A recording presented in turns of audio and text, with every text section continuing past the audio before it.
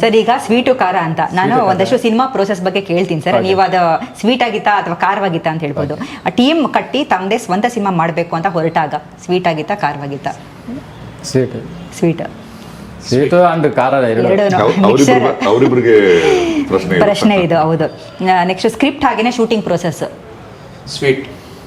ಹಿರಿಯ ಕಲಾವಿದರ ಜೊತೆಗೆ ಕೆಲಸ ಮಾಡಿದ್ದು. ಓಕೆ. ಸಿನಿಮಾದ ಪೋಸ್ಟ್ ಪ್ರೊಡಕ್ಷನ್ ಅನುಭವ. ಓಕೆ. ಖಾರನೂ ಇದೆಯಾ? Preparation for release. ಖಾರ ಸ್ವಲ್ಪ ಜಾಸ್ತಿ. ಸ್ವೀಟು ಸಿನಿಮಾ ಚೆನ್ನಾಗಾದ್ರೆ ಸ್ವೀಟ್. ಕೆಲವೊಂದು ನುರಿತ ನಿರ್ದೇಶಕರನ್ನ ನಾನು ಆ್ಯಕ್ಚುಲಿ ಮಾತಾಡ್ಸಿದ್ದೆ. ನಿರ್ದೇಶಕರ ಪಾಡನ್ನು ಆ್ಯಕ್ಚುಲಿ ಕೇಳೋರೇ ಇಲ್ಲ ಇಂಡಸ್ಟ್ರಿನಲ್ಲಿ ಅಂತ ಎಷ್ಟೊಂದು ಜನ ಹೇಳಿದ್ದುಂಟು.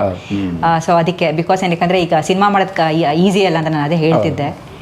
ಇಷ್ಟು ತನಕ ಬಂದಿದ್ದೀರಾ, ಗ್ರೇಟ್. ಮತ್ತು ಈ ಸಿನಿಮಾ ಮಾಡಲೇಬೇಕು ಅಂತ ನಿರ್ಧಾರ ತಗೊಳ್ಳೋದಕ್ಕೆ ಕಾರಣ ಆಗಿರುವಂಥ 3 ಅಂಶ. ಈ ಸಿನಿಮಾ ಮಾಡೋದಕ್ಕೆ ಫಸ್ಟು ರಘು, ಇನ್ನೊಂದು ಇದೇ ಕಂಟೆಂಟ್ ಮಾಡೋಕಂತೇಳಿ ಕಂಟೆಂಟ್, ಇನ್ನೊಂದು ಟೀಮ್. ಓಕೆ. ಸಿನಿಮಾ ಫಸ್ಟ್ ಕಾಪಿ ನೋಡಿದಾಗ ಸರ್ ತಾವು ನೋಡಿಲ್ಲ ಅಂದರೆ ನೀವು ಹೇಳಿ. ಸ್ವೀಟು. ಇನ್ನು ನಮ್ಮ ಸೌತ್ ಟಾಕೀಸ್ಗೆ ಇಂಟರ್ವ್ಯೂ. Thank you. ನೆಕ್ಸ್ಟು ನಿಮ್ಮ ಪ್ರಕಾರ ಸಿನಿಮಾನೇ ಜೀವನ ಮಾಡ್ಕೊಳ್ಳೋದು ಸರ್, ಅದು ಗುಡ್ಡ ಅಥವಾ ಬೇಡ ಅಂತ 3 ಜನ ನಂಗೆ ಹೇಳಿ. ಡಿಪೆಂಡ್ಸಾ? ತಾಳ್ಮೆ ಇದ್ದು ಪ್ಯಾಷನ್ ಇದ್ದು ಮಾಡಬೇಕು ಅಂತಿರೋರು ಎಲ್ಲ ರೀತಿಯಲ್ಲೂ ಗೆಲುವು ಸಾಧಿಸಿದ್ದಾರೆ ಕೆಲವಾರು ಮಂದಿ. ಕೆಲವಾರು ಬ್ಯಾಡ್ ಎಕ್ಸ್ಪೀರಿಯನ್ಸಸ್ ಮಾಡಿಕೊಂಡು ಫೀಲ್ಡ್ನ ಬಿಟ್ಟೋಗಿರೋರು ಇದ್ದಾರೆ. ಬಟ್ ತಾಳ್ಮೆ ಬೇಕು, ಆಸಕ್ತಿ ಬೇಕು, ಗೆಲ್ತೀನಿ ಅನ್ನೋ ಒಂದು ಉತ್ಸಾಹ ಬೇಕು. ಸರ್ ತಾವು? ಸ್ವೀಟೇ. ಓಕೆ. ಬಿಕಾಸ್ ಇಂಡಸ್ಟ್ರಿಯಲ್ಲಿ ಇರಬೇಕು, ಸಾಧಿಸಬೇಕು ಅಂತ. ವಂಡರ್ಫುಲ್. ಶೂಟಿಂಗ್ ಟೈಮ್ನಲ್ಲಿ ಎಕ್ಸ್ಪೀರಿಯನ್ಸ್ ಮಾಡಿರುವಂಥದ್ದು ಏನಾದರೂ ಒಂದು ಅನುಭವಗಳನ್ನ ಶೇರ್ ಮಾಡ್ಕೊಳ್ಳಂಗಿದ್ರೆ? ಶೂಟಿಂಗ್ ಮಾಡೋ ಎಕ್ಸ್ಪೀರಿಯನ್ಸ್ ಅಂದರೆ ಈಗ ನಾವು ನಮಗೆ ಒಂದಷ್ಟು ಬಜೆಟ್ಸ್ ಲಿಮಿಟೆಡ್ ಇರೋದ್ರಿಂದ ನಾವುಗಳೇ ಸೆಟ್ನ ಪ್ರಿಪೇರ್ ಮಾಡ್ತಿದ್ವಿ. ಓಕೆ. ಬೆಳಗ್ಗೆ 6 ಗಂಟೆಗೆ ಶೂಟ್ ಇರ್ತಿತ್ತು. ಬಟ್ ಒಂದು ಮಾರ್ನಿಂಗ್ ಒಂದು 3 o'clockಗೆ ಹೋಗ್ಬಿಟ್ಟು ದೇವಸ್ಥಾನಕ್ಕೆಲ್ಲ ನಾವೇ ಹೂವು ಹಾಕಿದೀವಿ. ನಾನು ನನ್ನ ಫ್ರೆಂಡ್ಸು ಮಧು, ಭರತ್, ಶಶಾಂಕು, ನನ್ನ ತಮ್ಮ, ಅದಾದ್ಮೇಲೆ ಉದಯ್ ಅಂತ ಇದ್ದ ಅವನು, ನಾವೇ ಹೋಗಿ ಅದಕ್ಕೆಲ್ಲ ಡೆಕೋರೇಷನ್ ಮಾಡಿ ರೆಡಿ ಮಾಡಿರ್ತಿದ್ವಿ. ತಿರ್ಗಾ ಬೆಳಗ್ಗೆ 6 ಗಂಟೆಗೆ ರೆಡಿ ಇರ್ತಿದ್ವಿ.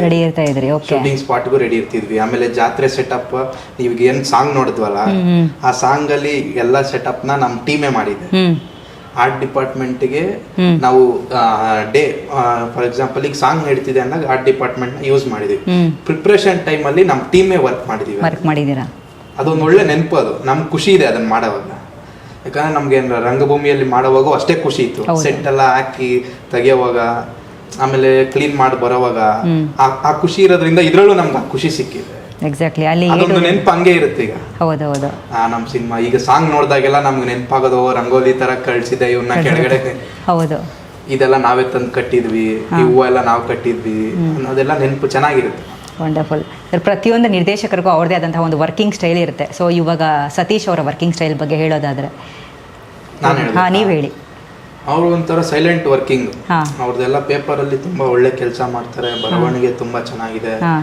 ಬಟ್ ಏನ್ ಬೇಕೋ ಅದನ್ನ ತೆಗೆಸ್ಕೋತಾರೆ, ಬಟ್ ಸೈಲೆಂಟ್ ಆಗಿ ನೀವು ಅನ್ಕೊಂಡಿದೀರ ಸೈಲೆಂಟ್ ಆಗಿರ್ತಾರೆ ಅಂತ.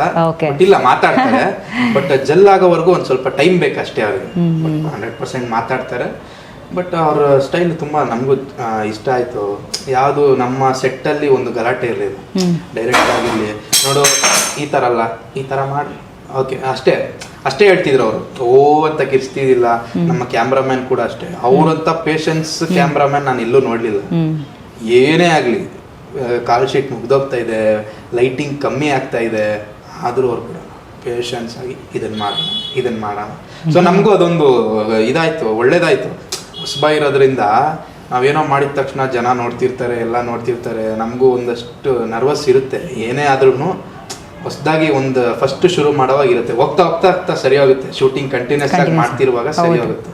ಬಟ್ ಅದರಲ್ಲೆಲ್ಲ ನಮಗೆ ಸಪೋರ್ಟಿವ್ ಆಗಿದ್ದಾರೆ. ಡೈರೆಕ್ಟರ್ ಆಗಿರ್ಬೋದು, ನಮ್ಮ ಕ್ಯಾಮ್ರಾಮನ್ ಆಗಿರ್ಬೋದು, ಇಡೀ ಟೀಮ್, ಡೈರೆಕ್ಷನ್ ಡಿಪಾರ್ಟ್ಮೆಂಟ್, ಪ್ರತಿಯೊಂದು ಟೀಮ್ ಸಪೋರ್ಟ್ ಇರೋದ್ರಿಂದನೇ ಇದೊಂದು ಸಿನಿಮಾ ನನಗೂ ಸ್ವಲ್ಪ ಧೈರ್ಯವಾಗಿ ಮಾಡೋವಂಥ ಒಂದು ಇದು ಸಿಕ್ತು ಇದರಲ್ಲಿ. ಶರತ್ ಸರ್, ಹೊಸ ನಿರ್ದೇಶಕರು. ಫಸ್ಟ್ ಆಫ್ ಆಲ್ ನೀವು ಹೇಳಿದ್ರಿ ಕಾಂಟೆಂಟ್ ಬೇಸ್, ಮತ್ತೆ ಇನ್ನೊಂದು ವ್ಯಕ್ತಿತ್ವ, ಅಂದ್ರೆ ನಿಮ್ಗೆ ಈ ಸಿನಿಮಾ ಒಪ್ಕೊಳ್ಳೋದಕ್ಕೆ ಕಾರಣ ಅಂತ. ಸೊ ಇವ್ರ ವರ್ಕಿಂಗ್ ಸ್ಟೈಲ್ ನಿಮಗೆ ವರ್ಕಿಂಗ್ ಸ್ಟೈಲ್ ನನಗೆ ಇಷ್ಟ ಆಯ್ತು. ಎಷ್ಟೇ ಸೌಮ್ಯವಾಗಿ ಈಗ ನಮಗೆ ಕಾಣ್ತಾ ಇದ್ರು ಕೆಲಸದಲ್ಲಿ ರಾಕ್ಷಸನೇ. ಓಕೆ. ಸೊ ಆಮೇಲೆ ಏನ್ ಬೇಕು ಅಂತ ಅವ್ರಿಗೆ ಚೆನ್ನಾಗಿ ಗೊತ್ತಿದೆ, ಅದನ್ನ ಕನ್ವೆ ಮಾಡ್ತಾರೆ, ಅದೇ ರೀತಿಲಿ ಎಕ್ಸಿಕ್ಯೂಟ್ ಮಾಡಿಸ್ಕೋತಾರೆ. ಆ ಒಂದು ವಿಚಾರ ನಂಗೆ ಬಹಳ ಇಷ್ಟ ಆಯ್ತು. ಆಮೇಲೆ ಇವ್ರಿಗೆ ಸ್ವಲ್ಪ ರೈಟರ್ಗೆ ಒಂದ್ ಸ್ವಲ್ಪ ತಿಕ್ಕಾಟ ಇತ್ತು, ಅದು ನನಗೆ ಕಂಡು ಬಂತು. ಅದು ಯಾಕೆ ಅಂತನೂ ನನಗೆ ಗೊತ್ತಾಯ್ತು. ಅವ್ರು ಬರೆದಿರ್ತಾರೆ, ಈಗ ಬರಹಗಾರರಿಗೆ ಅವ್ರು ಬರೆದಿರೋದ್ರ ಬಗ್ಗೆ ಪ್ರೀತಿ ಇರುತ್ತೆ, ಅವರು ಅಷ್ಟೂ ಉಳಿಸ್ಕೋಬೇಕು ಅಂತ ಆಸೆ ಇರುತ್ತೆ. ಆದ್ರೆ ನಿರ್ದೇಶಕರು ಅದನ್ನ ಕಟ್ ಮಾಡ್ಬಿಡ್ತಾರೆ ಕೆಲವು ಕಡೆ. ಆ ಕೆಲಸ ನಡೀತಿತ್ತು. ಆಮೇಲೆ ಅಬ್ಸರ್ವ್ ಮಾಡಿದೆ ನಾನು ದೂರದಿಂದ. ನನಗೆ ಆವಾಗ ಅನಿಸ್ತು, ಒಂದು 6-7 ಪುಟದಲ್ಲಿ ಹೇಳೋ ವಿಚಾರನ ಅಷ್ಟೇ ಎಫೆಕ್ಟಿವ್ ಆಗಿ ಒಂದು ಅರ್ಧ ಪುಟದಲ್ಲಿ ಹೇಳ್ಬೋದು ಅನ್ನೋದನ್ನ ಸತೀಶ್ ಮಾಡಿದ್ದಾರೆ. ನಮಗೇನು ಅನ್ಸ್ಬಿಡುತ್ತೆ, ಇದೇನು ನನಗೆ ಬರೆದಿದ್ದ ಡೈಲಾಗ್ ಎಲ್ಲ ಕಟ್ ಮಾಡ್ಬಿಟ್ರಲ್ಲ ಡೈಲಾಗು ಅಂತ ಕಲಾವಿದ ಅವ್ನು ಯೋಚನೆ ಮಾಡದಲ್ಲೇ ಇದ್ರೆ ಆ ರೀತಿಲಿ ಭಾವಿಸ್ಕೊಳ್ಳೋದು ಇದೆ. ಬರಹಗಾರನಿಗೆ ನಾನು ಎಷ್ಟೆಲ್ಲ ಬರೆದಿದ್ದೆ ಅದನ್ನು ಬಳಸ್ಕೊಳ್ಳಿಲ್ವಲ್ಲ ಅನ್ನೋ ಒಂದು ಈಗೋನು ಕ್ರಿಯೇಟ್ ಆಗೋ ಚಾನ್ಸಸ್ ಇದೆ. ಆದ್ರೆ ಅದನ್ನ ನಾನು ಕೇಳ್ಪಟ್ಟಿದ್ದೆ ಹಿಂದೆ, ನಮ್ಮ ಪುಟ್ಟಣ್ಣ ಕಣಗಾಲ್ ಸರ್ ಬಗ್ಗೆ ಯಾರೋ ಒಬ್ರು ರೈಟರ್ ತುಂಬಾ ಬರೆದ್ಬಿಟ್ಟಿದ್ರಂತೆ, ಒಂದು 18 ಪುಟ ಬರೆದ್ಬಿಟ್ಟಿದ್ರಂತೆ. ಅವರು ಅರ್ಧ ಪೇಜ್ ಇಳಿಸಿದ್ರಂತೆ, ಅಥವಾ ಏನೂ ಇಳಿಸ್ಲಿಲ್ಲ. ಅಷ್ಟನ್ನು ಬಹಳ ಮೌನದಲ್ಲೇ ಕಟ್ಕೊಟ್ರಂತೆ. ಬಹಳ ದೊಡ್ಡ ಕಲಾವಿದರುಗಳು, ಬಹಳ ದೊಡ್ಡ ರೈಟರ್, ಇವತ್ತಿಗೂ ದೊಡ್ಡ ರೈಟರ್ ಅವರು. ಪುಟ್ಟಣ್ಣ ಅವ್ರು ಮಾಡಿದ ಕೆಲಸ. ಬಟ್ ಇವ್ರನ್ನ ನಾನು ಮೊದಲನೇ ಸಿನಿಮಾಗ ಅವ್ರಿಗೆ ಕಂಪೇರ್ ಮಾಡ್ತಿದ್ದೀನಿ ಅಂತ ಇದು ಮಾಡ್ಕೋಬೇಡಿ. ಆ ಟ್ಯಾಲೆಂಟ್ ಇವರಲ್ಲಿದೆ. ಸೊ ಬೇಸರ ಮಾಡ್ಕೋಬೇಕಾಗಿಲ್ಲ, ಕಲಾವಿದರಾಗ್ಲಿ ಬರಹಗಾರರಾಗ್ಲಿ. ಸೊ ಇವೆಲ್ಲ ಒಂದಷ್ಟು. ಆಮೇಲೆ ಏನ್ ಪ್ಲಾನ್ ಮಾಡಿದ್ದಾರೆ ಆ ದಿವಸ ಅವರು, ನಮ್ಮ ಒನ್ ಆಫ್ ದ ನಿರ್ಮಾಪಕರು ಅಂತ ರಘು ಹೇಳ್ಕೊತಾ ಇದ್ದಾರೆ. ಸೊ ಅವ್ರಿಗೆ ದುಡ್ಡನ್ನು ಉಳಿಸ್ಕೊಟ್ಟಿದ್ದಾರೆ ಅಂತ ಅನ್ಕೋತೀನಿ. ಯಾಕಂತಂದ್ರೆ ಏನ್ ಪ್ಲಾನ್ ಮಾಡಿ ನನಗೆ ಒಂದ್ ದಿವಸಕ್ಕೆ ತಂದು ಕೊಡ್ತಿದ್ರು. ನಾನು ಇವತ್ತಿನ ಸೀನ್ಸ್ ಏನಿದೆ, ಏನ್ ಮಾಡ್ತೀರಿ ಅಂತ ಕೇಳಿದಾಗ ನನಗೊಂದು ಬೌಂಡ್ ಬರೋದು, ಒಂದಷ್ಟು ಸೀನ್ಸ್ಗಳು ಬರೋದು. ಬಟ್ ಅಷ್ಟೂ ಸೀನ್ಸ್ಗಳನ್ನ ಚಾಚು ತಪ್ಪದೆ ಒಂದು ದಿವಸನೂ ಬಿಡದೆ ಮಾಡಿದ್ದಾರೆ. ಸೊ ದಟ್ ವೇ ಅವರಿಬ್ಬರ ಒಂದು ಸಿಂಕ್ರನೈಸೇಷನ್ ಚೆನ್ನಾಗಿತ್ತು. ಸೊ ಬಹಳ ಅಪ್ಕಮಿಂಗ್ ಬ್ರೈಟ್ ಯಂಗ್ ನಾನು ಮಾಡಿದೀನಿ ಇವ್ರ ಸಿನಿಮಾದಲ್ಲಿ ಅಂತ ಅವ್ರಿಗೆ ನಾನು ಇದು ಮಾಡ್ತಿಲ್ಲ. ಆಮೇಲೆ ಕೇಳಿದವರು ನೋಡಿದವರು ಇದೇನೋ ಬಕೆಟ್ ಹಿಡಿತಿದ್ದಾರೆ ಅನ್ನೋ ತರ ಆಗ್ಬೋದು. This is what I felt. And ಆಗಲೇ ರಘು ಬಗ್ಗೆ ನಾನು ಹೇಳಬೇಕು ಅಂತ ಅನ್ಕೊಂಡೆ. ಎಲ್ಲ ನಾವು ಸೇರ್ಕೊಂಡು ಮಾಡ್ತಿದ್ವಿ ರಂಗಭೂಮಿ ಗೆಳೆಯರು ಅಂತ. ರಘು ವಿಚಾರ ಏನಪ್ಪಾ ಅಂತಂದ್ರೆ, ನಾನು ಯಾವತ್ತು ಒಂದು ದಿವಸವೂ ಅದು ಏನೋ ಅವರು ನಿರ್ಮಾಣ ಒನ್ ಆಫ್ ದ ಪ್ರೊಡ್ಯೂಸರ್ಸ್ ಅನ್ನೋದು ನನಗೆ ಗೊತ್ತಿತ್ತು. ನಾನು actually one of the producers ಅಂತ ತಿಳ್ಕೊಂಡಿಲ್ಲ, ಅವರೇ ನಿರ್ಮಾಪಕರು ಅಂತ ನಾನು ಕೇಳ್ಪಟ್ಟಿದ್ದೆ. ಬಟ್ ಈಗ ಅವರು ನನ್ನ ಜೊತೆ ನನ್ನ ಗೆಳೆಯರು ಇದ್ದಾರೆ ಅಂತ ಹೇಳಿದ್ರು. ಯಾವತ್ತೂ ಕೂಡ ಒಂದು ದಿವಸವೂ ಬಹಳ ಜವಾಬ್ದಾರಿಗಳಿರುತ್ತೆ. ನಿರ್ಮಾಣದ ಜವಾಬ್ದಾರಿ ಹೊತ್ತುಕೊಂಡು ಒಬ್ಬ ನಾಯಕ ನಟನಾಗಿ ಮಾಡೋದಿದೆಯಲ್ಲ, ಅದು ಆ ರೀತಿಲಿ ಬೆಳೆದು ಬಂದವ್ರಿಗೆ ಗೊತ್ತಿರುತ್ತೆ ಯಾವ ರೀತಿಲಿ. ಏನೋ ರವಿ ಸರ್ ಆಗ್ಬೋದು, ಉಪ್ಪಿ ಸರ್ ಆಗ್ಬೋದು, ಅವರೆಲ್ಲ ಏನೋ ಪ್ರೊಡ್ಯೂಸರ್ಸ್ ಆಗಿದ್ದವರು, ಜೊತೆಗೆ ಹೀರೋ ಆಗಿ ಕೆಲಸ ಮಾಡಿದವರು.